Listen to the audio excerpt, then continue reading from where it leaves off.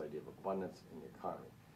If we go cradle to cradle instead of cradle to grave, we just picked up a whole nother cycle. Right? So instead of take, make, waste, we actually eliminate the concept of waste and we return into the take and make cycles. Now, that's obviously a critical and a lovely idea, but also we're not saying, you know, like we've heard from some people, that it just is a matter of durability. So it's not take, make, and then make it last as long as possible. Because in technology, it churns, you see. We don't really want the 50-year-old car.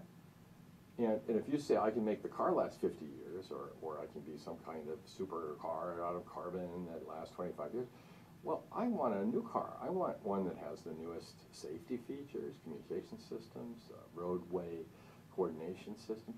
I want to churn my technology in certain instances. In other cases, I like ancient things. But, you know, I want the churn. So I don't want 25-year cars, because then we could say we don't need any more cars. And then we have no jobs. And then we have no technology improvement. And we have no advance beyond the current economy, which is not a restorative one to begin with. But on the other hand, it's restorative enough. Why would I restore what we've been doing when what we've been doing is obviously destroying us? I mean, you see the conflict? So it's not about a restorative economy, because I don't want to go back to where we were. I think it's time for a creative economy and a celebration of abundance, not limits. And these materials can go in cycles, and they're use cycles. They're not life cycles. Most materials we use on Earth for technical products, these cameras or computers or cars and so on, these are technical products. We call them technical nutrients. And they're not alive. And so saying they have a life cycle means you assess them from some beach in Brazil for silica to some landfill somewhere, or you know, some place where they get smashed apart to be utilized in their pieces, but not necessarily because they were designed for that. And so, but we can now design for that. And so it's an exciting time.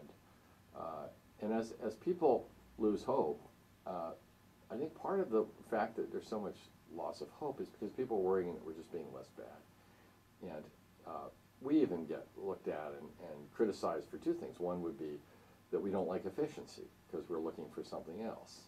That's not true. We love efficiency. We just want to make sure efficiency is applied to the right things.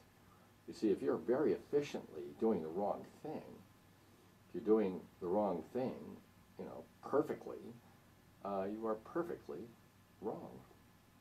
So, as Peter Drucker said, the first job of business, it's not for the managers to be efficient and do something the right way. The first job of business is for the executives to state what is the right thing to do. So, to the executives with whom I work, you know, we say, let's start with our values. Like, let's love our children. My value set for our design work is, am I loving all the children of all species for all time? Now, does that mean I'm going back to nature? No. It means I'm loving the world I'm in. And it means I might be using nature sometimes as a tool. A tool's value is only set by the purpose to which you put it. And when I design an auto factory that has one of the world's largest green roofs on it, what am I doing? I'm using nature as my friend, the way I'd use a carpenter to help me build a kitchen. I'm making a roof, and it's a habitat for hundreds of species, and it purifies water, and it does all these things. But I'm using nature as a tool, that's true.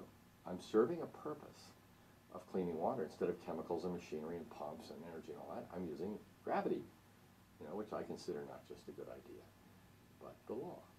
And I'm using nature to clean the water because it's just easier and better and provides more benefit. It's more good. It's not less chemicals. It's just more plants.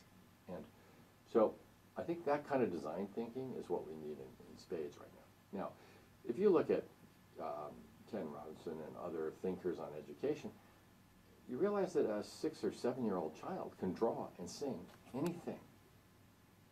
And yet we go to graduate students and they can't draw or sing.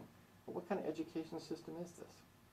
So as we move into the world, I think what Cradle to Cradle is also trying to do is say we can use science, and Michael Braugard is a very serious chemist and ecotoxicologist and so on. And I'm a very serious designer. But if you talk to the two of us and watch us working, Michael will say, Bill, you're a good chemist. And I'll say, Michael, you're a good designer.